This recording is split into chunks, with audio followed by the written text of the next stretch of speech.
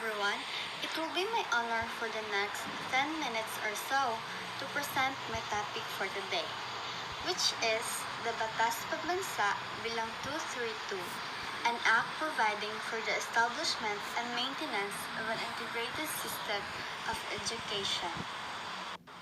So here are the objectives. First is to define the Batas Pambansa bilang 232, identify and discuss the rights, duties, and obligations of members and elements of educational community, and enumerate the types of educational system under Education Act of 1982. So before anything else, let us first define what is Batas Pambansa bilang 232.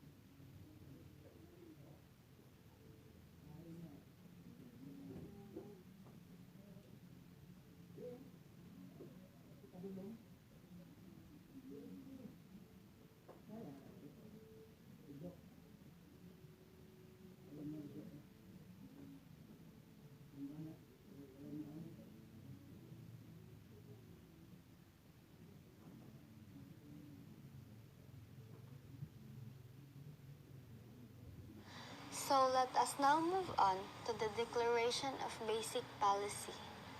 It is the policy of the state to establish and maintain a complete, adequate, and integrated system of education relevant to the goals of national development. Toward this end, the government shall ensure, within the context of a free and democratic system, maximum contribution of the educational system to the attainment of the following national development goals. So first is to achieve and maintain an accelerating rate of economic development and social progress. Second, to ensure the maximum participation of all the people in the attainment and enjoyment of the benefits of such growth. And lastly, to achieve and strengthen national unity and consciousness and preserve, develop, and promote desirable cultural, moral, and spiritual values in a changing world. Next is Declaration of Objectives. The educational system aims to first is provide for a broad general education that will assess each individual in the peculiar ecology of his own society, to attain his potential as a human being, enhance the range and quality of individual and group participation in the basic functions of society, and to acquire the essential educational foundation of his development into productive and versatile citizen. Second, train the nation's manpower in the middle-level skills for national development. Third, develop the profession that will provide leadership for the nation in the advancement of knowledge for improving the quality of human life. And fourth, respond effectively to changing needs and conditions of the nation through a system of educational planning and evaluation.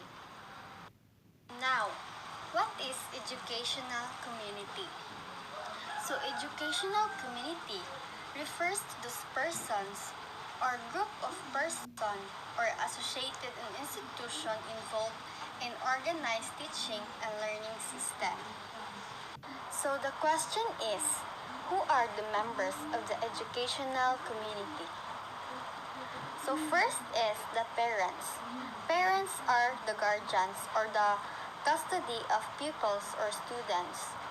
And second is the students. So it is basically us. The third one is the school personnel. So it is all persons working for an educational institution. And lastly is of course the school or the institutions recognized by the state which undertake educational operations. The member of educational community has also the rights. Let us first identify the rights of parents. So they had the right to organize by themselves and or with the teachers in order to provide a forum for the discussion of matters relating to the total school program.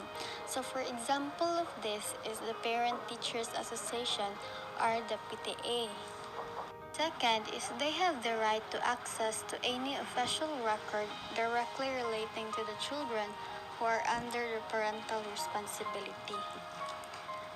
So we have also the right of students in school.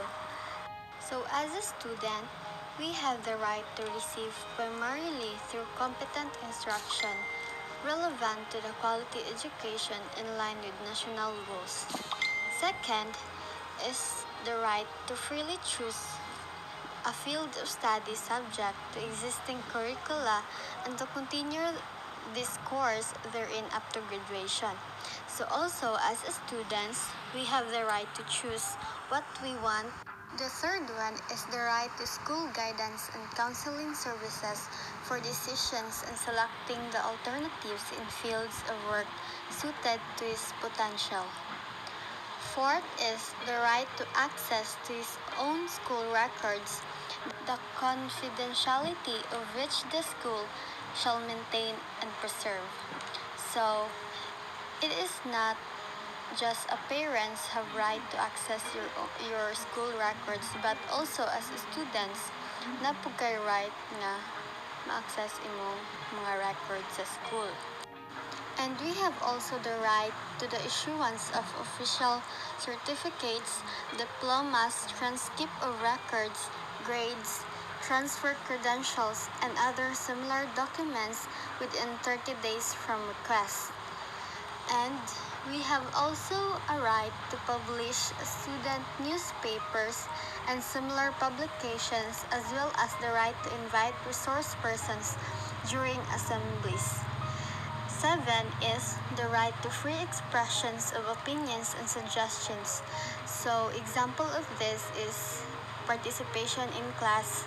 So, if you have guts on participating, so it's a good thing because you can express your own opinion. Next is the right to form, establish, join, and participate in organization and societies recognized by the school. So as a student, we have also the right to choose what organization we should join in. And the right to be free from involuntary contributions except those imposed by their own organization. So let us now move on to the rights of all school personnel. So they have the right to free expression of opinion and suggestions. They have the right to be provided with free legal service by the appropriate government office in the case of public school personnel. The right to establish, join, and maintain labor organizations or professional and self-regulating organization of their choice to promote their welfare and defend their interests. And the right to be free from involuntary contributions except those imposed by their own organization. And next is the special rights or privileges of teaching staff or academic staff. So every member of teaching or academic staff shall enjoy the following rights or privileges. The right to be free from compulsory assignments not related to their duties. The right to intellectual property consistent with applicable laws. And teachers shall be deemed persons in authority when in the discharge of lawful duties and responsibilities. And lastly, teachers shall be accorded the opportunities to choose alternative career lines either in school administration, in classroom teaching, or others for the purposes of their career advancement. So we have also here the special rights of school administrations. So school administrators shall be deemed persons in authority while in the discharge of lawful duties and responsibilities, and shall therefore be accorded due respect and protection. And lastly is the rights of school. So school has the right of their governing boards or lawful authorities to provide for the proper governance of the school and to adopt and enforce administrative or management system. Second is the right for institutions of higher learning to determine on academic grounds who shall be admitted to study, who may teach, and what shall be subjects of the study and research. Now, there are also duties and obligations. So let us first determine the duties of parents. But as a whole or in general, parents must motivate their child in order to gain proper education in accordance to the national goals. And parents must also cooperate with teachers in the sake of their child. Duties and responsibilities of students. Exert his utmost to develop his potential for service, particularly by undergoing an education suited to his abilities. As a student, we don't go to school just for nothing, but also it is our obligation to learn something. Second, uphold the academic integrity of school, endeavor to achieve academic excellence, and abide by the rules and regulations governing his academic responsibility and moral integrity. Next is promote and maintain the peace and tranquility of the school by observing the rules and discipline and by exerting efforts to attain harmonious relationship. And also as a student, we have the responsibility or the obligation to follow the rules and regulations implemented by our school.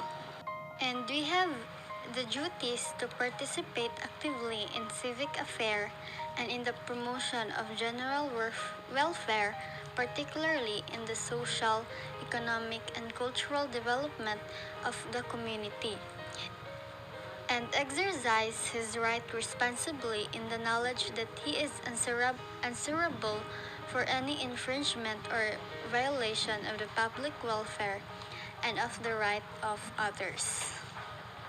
Now, teachers has also their obligations. It is to perform his duties to the school, be accountable for the efficient and effective attainment of specified learning objectives, rendering regular reports, assume responsibility by maintaining and sustaining professional growth, refraining on making deductions in students, and participate as an agent within the context of national policies.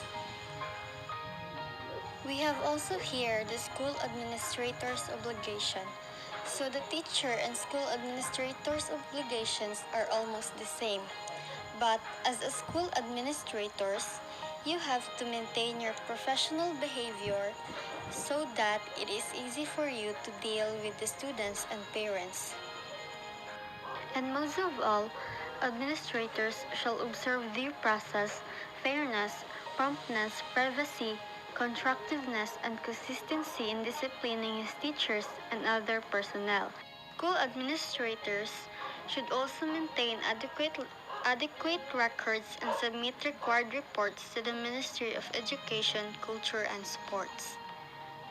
Lastly is the obligation of academic non-teaching personnel. First is to improve himself professionally by keeping abreast of the latest trends and techniques in his profession. Second, assume, promote, and maintain an atmosphere conducive to service and learning. And promote and maintain an atmosphere conducive to service and learning.